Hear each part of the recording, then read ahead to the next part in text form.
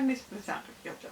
Today is my second video on reacting to musical pro shots completely blind series that I'm doing. Meaning it is now officially a series. Kind of. I don't know. Does 2 count as a series? Either way, there will be more, so it is a series. Today I'm going to be watching Joseph and the Amazing Technicolor Dreamcoat. Heck of a title. The specific recording I'll be watching is the one that came out in 1999 or 2000, starring Donny Osmond and Maria Friedman, and you can actually watch it on YouTube, so I will link it down below. As for what I know about this musical, I know it was written by Andrew Lloyd Webber. I know it's somehow based on a biblical story, however loosely. Also, it was in Sydney sometime last year, and I didn't see it, obviously. So I may very well come out of this situation kicking myself about that. But for now, that's all I've got, and I will see you 3 hours later. And I'm back. Let's see if we can get this done before my battery dies. So, as I found out when I was watching this, I don't think this is technically a pro shot, actually. My bad. It definitely wasn't filmed at the theatre. So it was probably more like a live recording, but I don't even know if it was live. Either way, it wasn't a movie, it was definitely the play being filmed, so we're counting it. So, first thought, it was a lot of fun. Damn, Donny Osmond was hot back then. I mean, the fact that he's shirtless the entire time doesn't hurt. But speaking of, he really only wears that coat for like one song. I get that it is an important part of his journey, but yeah. One song. And of course catchy title. Speaking of, this thing is so catchy. I'm going to have these songs in my head for the rest of the week.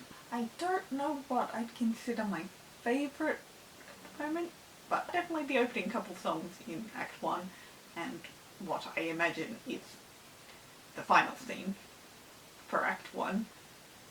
Definitely very, very catchy. I also didn't realise it was completely sung through. There are no scenes in this musical at all.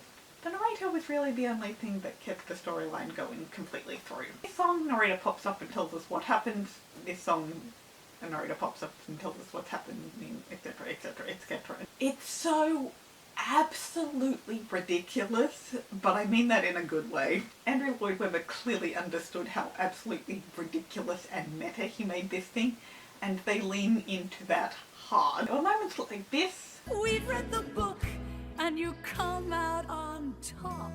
It reminded me a lot of Six and Juliet in a this is what you've been told, now let's tell it our way sort of vibe.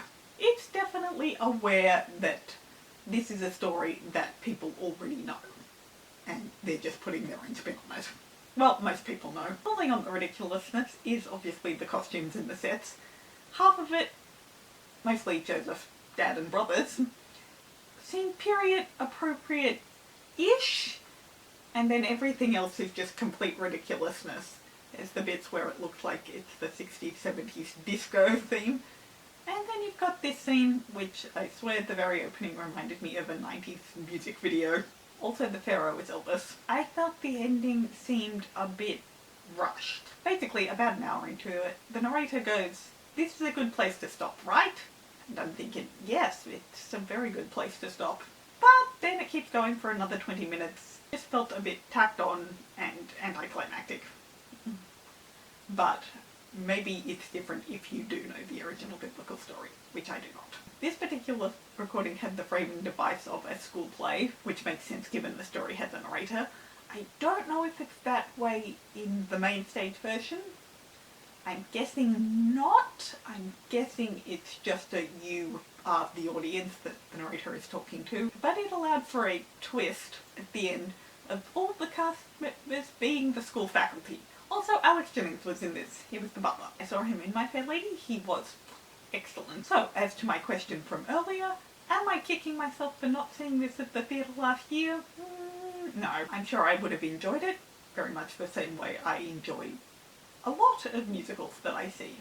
Like I enjoyed Chicago the other week. I was going to do a video about that, but a lot happened and when I did make the video it didn't turn out well, but I want to do a recap of all the musicals I saw this year at the end of the year, so I'll talk about them then. Anyway, back to this. Had I seen it last year, I think I would have very much enjoyed it, but I'm not bemoaning the fact that this is the only way I've been able to see this story. But if I ever get the chance to see it on stage again, I think I probably would go, because I think it is, for me, a show that I will like more on future viewings. So I will definitely be, at the very least, watching this again. As I said, it's available on YouTube, link in the down below. And that's all I've got for today, guys. I hope you enjoyed. Let me know. Have you seen Joseph and the Amazing Technicolor Dreamcoat? I always thought the title was Boat originally, but let me know. Have you seen this version?